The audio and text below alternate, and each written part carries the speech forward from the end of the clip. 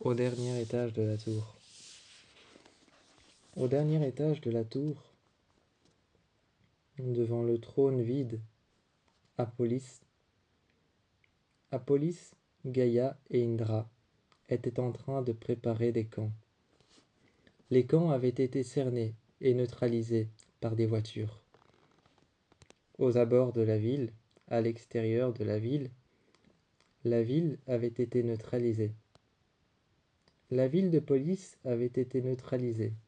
La cité de police avait été neutralisée. Toute la ville entière de police avait été neutralisée par des voitures. Aux abords de la cité de police, tout avait été neutralisé par des voitures. Des gardes attendaient les armes. Des gardes attendaient les armes vers le bas, en attendant qu'un peuple arrive. Un peuple devait arriver. Gaïa et Indra étaient encore mis au courant par Raven et étaient encore mis au courant par Clark. Clark, elle, était en train de contacter Gaïa. Gaïa, tout en haut, était en train d'allumer la flamme. Juste devant le trône, qui était vide depuis la mort de Lexa. Depuis la mort de Lexa, le trône était vide, mais toujours là, au dernier étage de la tour. Au dernier étage de la tour, Gaïa avait allumé la flamme. Les clans qui devaient s'y réfugier pouvaient ainsi suivre la fumée et pouvaient ainsi suivre la flamme, la lumière de la flamme à la cité de police. À la cité de police, à la ville de police, les clans qui devaient s'y réfugier, le clan du peuple de l'eau et le clan du peuple de la forêt, pouvaient enfin s'y réfugier. Quand ils ont baissé les armes à police, le peuple de l'eau est arrivé.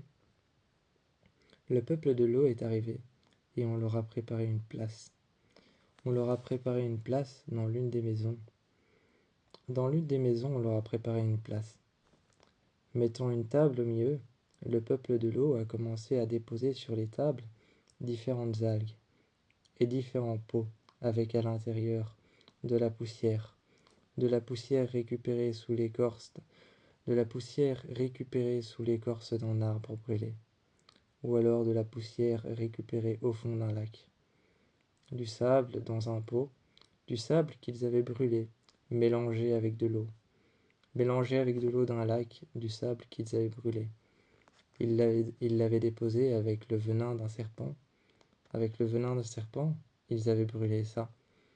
Et y avaient déposé tout ce qu'ils savaient.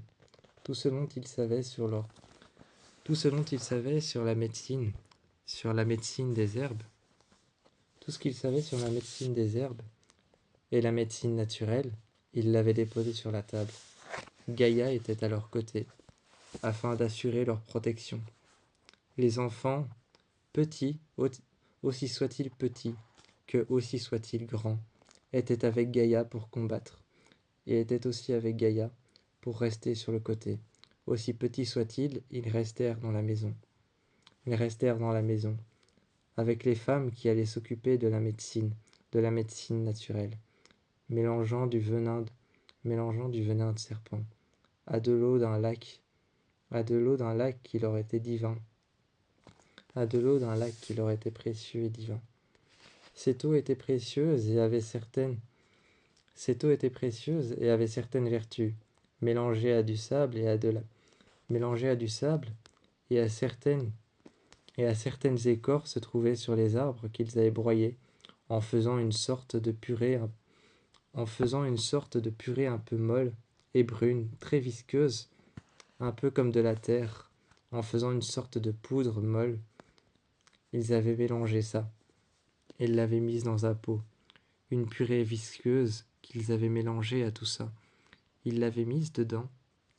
Une fois mélangée, cette chose étalée sur le corps des personnes infectées, une sorte de purée noire immangeable, qui sentait très mauvais, qui ressemblait très fort à de la vase.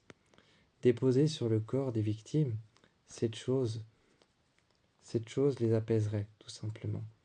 C'était une technique médicinale ancienne et ancestrale de leur peuple. Maintenant qu'il fallait appliquer toutes ces techniques médicinales, quand Clark est arrivé avec le peuple malade, quand Clark est arrivé avec les malades, le peuple malade, dans des voitures, ils ont commencé à appliquer leurs techniques médicinales sur eux.